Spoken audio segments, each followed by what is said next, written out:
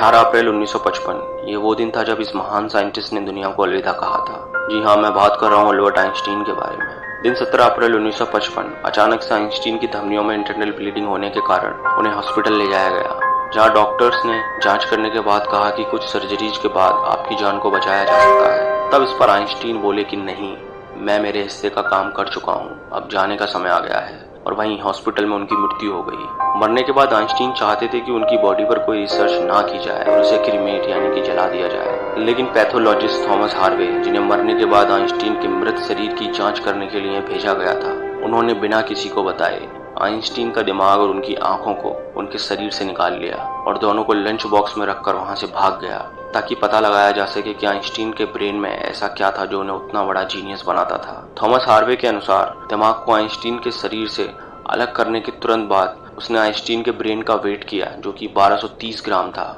उसके बाद लगभग 20 साल तक उसने आइंस्टीन के ब्रेन को संरक्षित करके रखा। फिर आइंस्टीन के बेटे की अनुमति मिल जाने के बाद उनके दिमाग पर रिसर्च करना शुरू किया और जिस दिमाग ने दुनिया को E=mc² जैसी महान इक्वेशन दी, उस दिमाग को लगभग 200 से अधिक हिस्सों में काटा गया और दुनिया के अलग अलग रिसर्चर्स के पास भेजा गया। और रिसर्चर्स को कुछ ऐसे चौंका देने वाले फैक्ट्स पता लगे जो आइंस्टीन को इतना बड़ा जीनियस बनाते थे।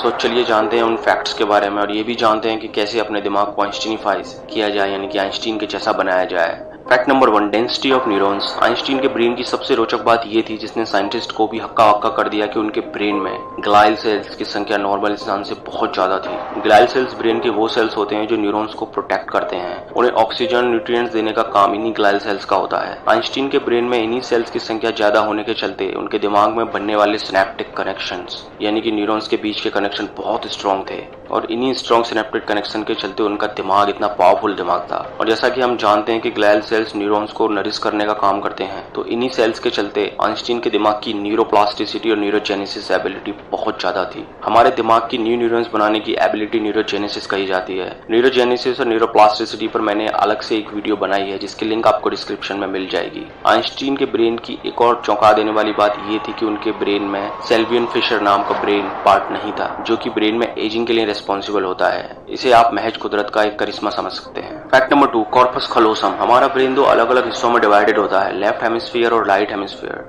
पर दोनों हेमिस्फीयर का अपना अलग अलग काम होता है। जैसे कि लेफ्ट वाला हिस्सा रिस्पॉन्सिबल होता है लॉजिक के लिए, एनालिटिकल और मैथमेटिकल स्किल्स के लिए, वहीं राइट वाला हिस्सा आर्ट के लिए, इमेजिनेशन और क्रिएटिविटी के लिए। वो ब्रेन के दोनों हाफ्स कॉर्पस कलोसम के जरिए एक दूसरे से जुड़े होते हैं। कॉर्पस कलोसम दोनों हेमिस्फीयर के बीच में एक ब्रिज के जैसे काम करती है और दोनों हिस्सों में होने वाले ऑपरेशन को सिंक्रोनाइज करती है। इनकी कॉर्पस कलोसम के माध्यम से ही इन्फॉर्मेशन ब्रेन के एक हिस्से से दूसरे हिस्से में ट्रेवल करती है। इसलिए जितना अच्छा ये ब्रिज होगा, यानी कि जितनी मोटी कॉर्पस कलोसम होगी, उतनी ही स्ट्रॉन्ग दोनों ब्रेन के बीच बनने वाले कनेक्शंस होंगे और जितने अच्छे दोनों हेमिस्फीयर के बीच कनेक्शन होंगे, उतना ही इंटेलिजेंट वो इंसान होगा। सो नाउ आइंस्टीन की कॉर्पस कलोसम की बात करें तो वो आम इंसान की तुलना में बहुत ज्यादा मोटी थी और उनके ब्रेन के 3 हिस्से, विजुअल कॉर्टेक्स, प्रीफ्रंटल कॉर्टेक्स और लेफ्ट पैराइटल लोब, एक दूसरे के साथ बहुत स्ट्रांगली कनेक्टेड थे और इन्हीं तीनों पार्ट्स के वेल कनेक्टेड होने के चलते उनका दिमाग ही उनकी लेबोरेटरी था। ब्रेन के इन पार्ट्स के बारे में अभी जानेंगे, लेकिन उससे पहले question is how to increase the thickness of corpus callosum. इसका सीधा और सरल आंसर है मेडिटेशन।